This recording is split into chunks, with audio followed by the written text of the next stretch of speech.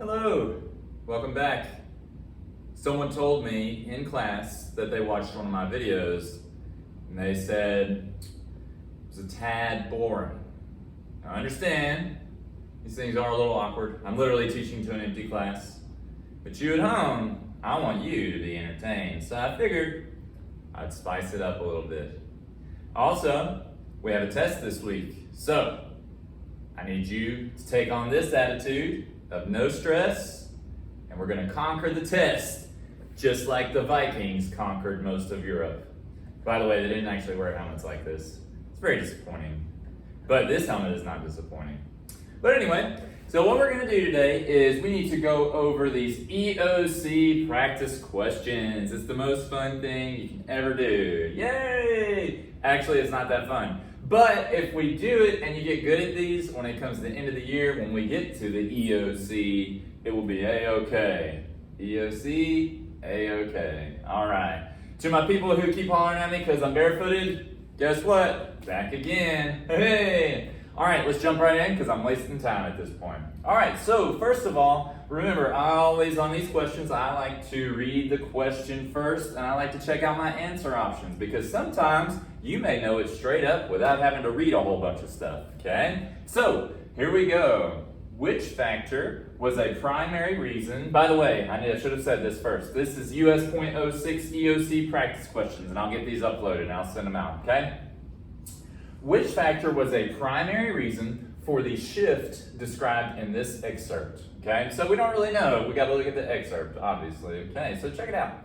Historically, one of the most significant migrations has been the movement, I'm skipping around, has been the movement of people, look, from rural to urban areas. Now that is something we talked about in class, okay? Why did people move from the country to the city? And the answer is very simple. Jobs. Remember, people moved from the country where it was hard to make a living as a farmer to the city where it was not easy to work in a factory, but jobs were readily available, okay? Now, remember these tests? They want you to think on this level, okay? I teach you about this level, but we're going to get you to that level because it takes a while to get there, okay? But we're going to get there. What is a way, a fancy social studies way to say jobs? If you guess G, economic transformation, you are correct. I wish I had a prize to give you, those of you at home. The prize will be success on the EOC. So then number one is G. Number one is G, economic transformation. Fancy way to describe jobs, okay? All right, number two. This one goes along with that one. And if you can't see it, follow along at home. You can pull up the document on your computer. I'll put it on my webpage. All right, during the early 1900s, many people migrated to cities. So we're following that same theme. I'm going to skip the chart for now. Remember, I always go down here. Which phrase completes the chart? Well, why do people migrate to cities? Well, let's take a look. If you guess greater opportunities for employment, jobs, that is correct. So that one is going to be C. Very good, very good, very good. Good job. All right, let's take a look at number three. Number three, I'm going to just tell you because it didn't come out that clear when I scanned it in. On your EOC, it will be a lot clearer, okay? Sorry about that. But in this magazine cover, you've got guys who are dressed as farmers and they're standing like in the grass. And if you look in the middle, there's cities and it looks like they're both kind of looking into the city. So let's take a look and see which one this would be. So number three, this cover from a 19th century periodical helps illustrate the United States was beginning to change from, so they're standing out in the country, they're looking into the city. So what are some fancy words that describe country and that describe city? If you guessed A, you are correct. Very good. I'm trying to pretend to be a game show host. I mean, I might as well. All right. I'm literally standing here talking to no one except for you guys at home. All right. By the way, I hope everything's going great. I hope I one day get to meet you all in person. And thank you to those of you who have been diligently doing your work. Y'all are doing a great job. The work is actually very impressive. I'm very proud of you guys. All right, so number four. Number four is going to be your hardest question on this sheet, okay? Because you got to look at two things. And let me scroll back up. We got to look at the graph, and we got to look at this advertisement here. All right, so little different question here. So what we've got is it says U.S. urban and rural population. And if you notice, urban is going up, okay? So urban is growing up. All right, we got to think about people living in cities. They need a few things. They came there for jobs. Okay, they left the countryside where food is readily available because they grew their own. So that takes us to our next theme here. Ice boxes on wheels. So it's talking about refrigerators, like refrigerated train cars. All right, just for the sake of time, I'm just going to skip down here and show you kind of where your hint is. It's right here. It says, day and night, fair weather and foul, through heat and cold, these 7,000 cars go rolling up and down the country, keeping meat just right and on its way to you. Urban population is going up. This is talking about food. So let's take a look at our question. Now, normally I do that first, but it was easier just with the TV. All right, so let's take a look. Which statement explains the relationship between the information in the graph, more urban population, more people in cities, and the innovation described in the advertisement, food being refrigerated and preserved? All right, so let's take a look. If you guess A, you are correct, because it says A, the growth of urban areas increase the demand for ways to preserve food. People in cities need to eat, okay? People in cities need to eat, and they're not growing their own food, and they're definitely not raising cows in the city. That would be really strange, and there'd be manure everywhere. Gross. So people need ways to get food from the countryside to the city. So urban population's going up, they need food. It comes on refrigerated trains. Number five. So take a look. We have a train. Yeah. This form of transportation helped create industrial centers. Remember, industrial centers are cities where they have a whole lot of factory jobs and they're creating a lot of stuff, okay? And I actually just kind of told you the answer. So if you look at D, transporting natural resources to eastern factories. So that means things like steel. Well, actually, it would be iron, and in the cities, they would convert it to steel. So 5 is D. Very good. So it's transporting those natural resources to eastern factories. So you need coal, too. They burn coal and create energy to run electricity in factories and things like that. And we're going to get to electricity very, very soon. So very, very good. Very, very good. Cool. All right, now we're on US.07. US.07, which has to do with immigrants. All right. Number 1, which impact did new waves of immigration have in the United States during the late 19th and early 20th centuries? All right, let's take a look. Now, if you remember, immigrants work for very low wages in factories. Okay, if they're working for low wages, the boss isn't going to have to spend that much money on keeping the factory open. So let's take a look. The abundance of cheap labor kept factory operating costs low. So number 1 is going to be A on that one. There are several of these that look pretty good. We haven't talked about unions yet, and this we'll know is wrong when we learn about later, because unions love to strike in American history, and we're going to talk a lot about that. So that's not going to be it. Arrival of new immigrants led to the enactment of child labor laws. We don't get child labor laws until the Great Depression, okay? And if you watched my other video, you saw the kids in the factory. So it's not going to be C. And lastly, the arrival of new immigrants led to an improvement in factory working conditions. If you remember, the immigrants, they lived and worked in the worst conditions, okay? So it's not going to be D either. So remember, you can use it, like if you just know stuff, you can just pick it out right away, or you can use process of elimination, okay? So I'm hoping to show you lots of different ways to conquer the EOC. All right, let's take a look. Number 2. Let's take a look, let's jump down here. Which pull factor, remember a pull factor is a good thing that pulls you in, explains why immigrants would be attracted from China to Mississippi, okay? All right, so it says, imagine how hard it must have been for the first ones who came to Mississippi. Strangers, separated from family and home, isolated by race, culture, and language. I don't really know. That doesn't really have anything to do with anything good. But let's just think about pull factors. Pull factors are good things. So it could be land. It could be religious freedom. But does this have anything to do with religious freedom? What about jobs? Did immigrants come for jobs? Absolutely, okay? Now, it does have religious freedom on here. But remember, we're talking about immigrants. Immigrants during this day and age normally came for jobs, okay? And a lot of these questions are going to have 2 answers that seem really good, but one's going to be better than the other. That's the tricky thing about this test, okay? So economic opportunity, when you see immigrants, in this class especially, it's going to be usually economic opportunity. Now, in 8th grade, when you learned about the Pilgrims and the Puritans and all that, A would have been a better answer. But for this time period, jobs is definitely the better answer, okay? All right. All right. Number 3, Which statement describes a common pattern in the immigrant experience? All right, when I taught about this in the last video, I told you about immigrants when they moved here, they were expected to assimilate, to be Americanized, okay?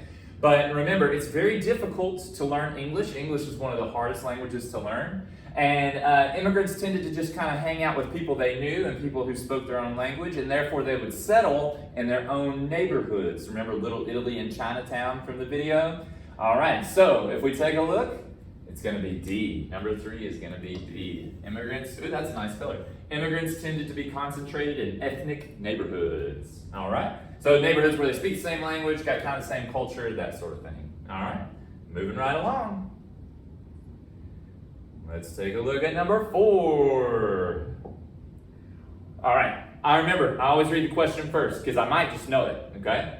Number 4, why was the population boom at the turn of the 20th century important to American industrialization? So industrialization is when factories are growing, you've got more people producing things, you got more people working, and you got more people buying things because they have money, okay? So, blah, blah, blah, immigration. You can read it. It doesn't give you much. But remember what I just told you. Immigrants came to work in factories. Workers are also known as a labor force. And people who are working have money, and they tend to spend that money. We call them consumers. So which one of these would it be? Number 4 is B. Provided a larger labor force and consumer market. Very good. We're rocking and rolling. Moving right along.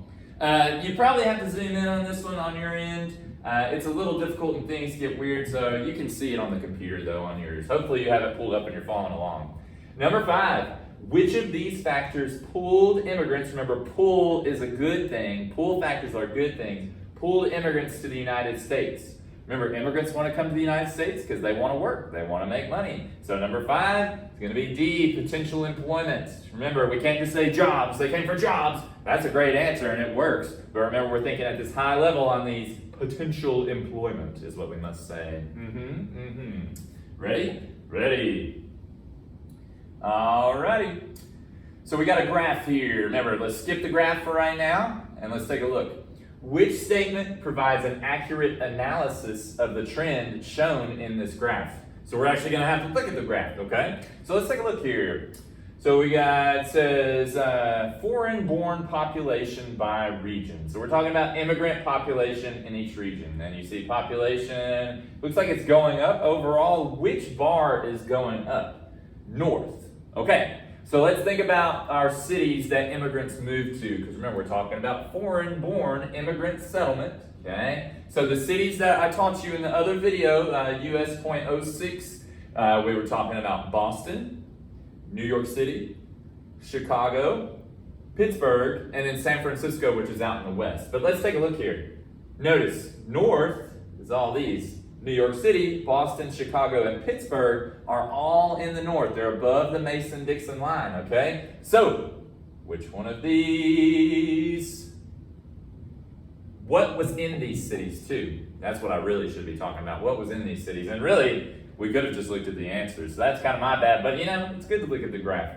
So on this one, number 6 is going to be B. Remember, immigrants, they come for jobs. We got a common theme that keeps popping up. Immigrants were attracted to areas with factory jobs. Remember, Boston, Chicago, New York City, Pittsburgh, they have a lot of jobs. Okay? We're doing great, y'all. Doing great.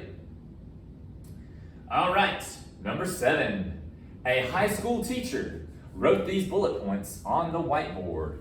What was the most likely topic of discussion? So let's take a look. Escape from religious persecution, hope for freedom and equality, hope for better economic conditions, and escape from political turmoil and war. These are push and pull factors. You got 2 pull factors in the middle, good things, and 2 push factors on the outsides there. So, what does that have to do? What do push and pull factors have to do with any of these answers?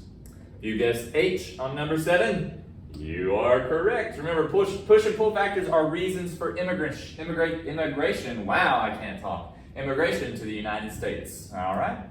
Very good. All right, US.04, we're almost done. This is a quick one today. US.04.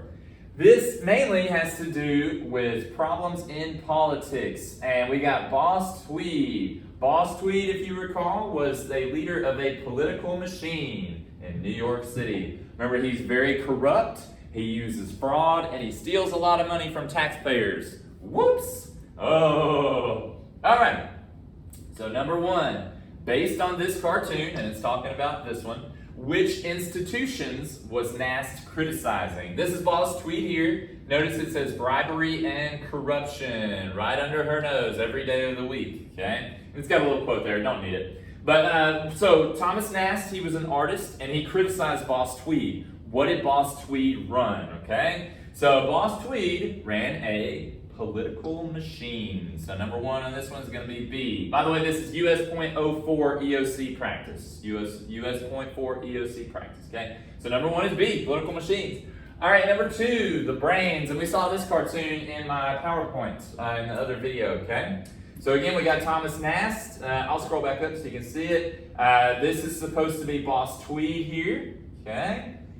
Now, you might guess A or B, okay? Because A has to do with money, right? He's got a money bag for his head. You might also guess B because if he's got a money bag for a head, he's not very smart, right? He's got no brain, right? That could be saying that.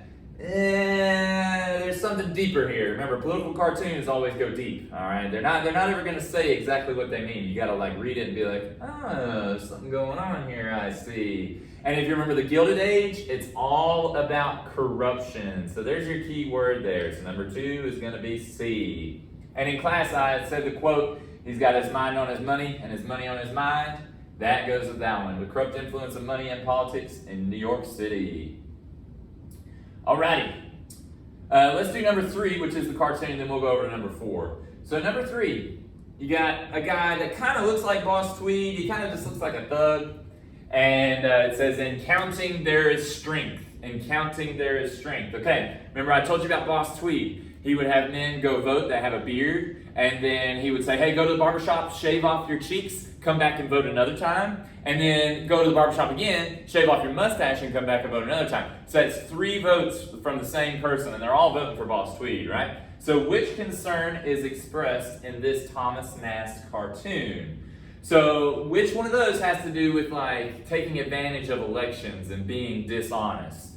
If you guess D, you are correct. Number 3 is D. Political machines manipulated elections to maintain power. Okay? And you can interpret that from the cartoon. In counting there is strength.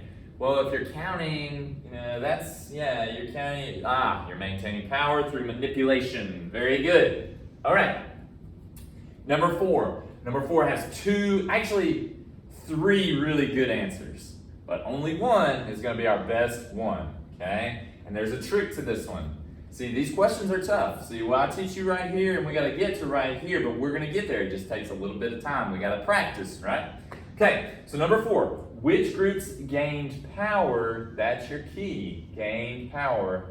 So what you want to look for on this is which of these groups wants power? Which wants power, and particularly wants to stay in power? But let's keep going. By helping new immigrants in the United States. See, this is a tough question, so let's work through this one. Labor unions, we haven't talked about yet in the late 1800s. We haven't gotten there yet, okay? So for right now, let's just put that one off to the side. Big businesses, did big businesses help immigrants? Not really. They didn't pay them very good, okay? And remember, they didn't treat them nicely either, okay? So we can mark off B. Settlement houses. Settlement houses is kind of a good answer here because they did help new immigrants. However, did settlement houses want to gain power? Did Jane Addams, did she really want any power? Did Jacob Riis, he wasn't a settlement house person, but he looked at immigrants along with Jane Addams. Are they really wanting to gain power? Not really. So we can kind of mark that one out. But remember, political machines. Remember Boss Tweed, he and his friends in the construction industry, they would hire immigrants and they would say, hey, Boss Tweed helped you get this job, remember? You should vote for him on election day. So they're wanting to gain power. And remember, that's what they're all about. Anyway, they're making money and money is power. So 4 is D, political machines. It's a really tough question, but if you work through it and think hard, you can get there. All right, hopefully you're good on that, and let's go on to the next one. Remember, if you got any questions, send me an email, and everything will be lovely. I will help you out as best I can. Number 5, during the 19th century, so we're talking about 1800s, one way political bosses gained voter support was by, remember what I just told you. This is a tough question too. Remember, political bosses, they were often in the construction industry because they work on public projects.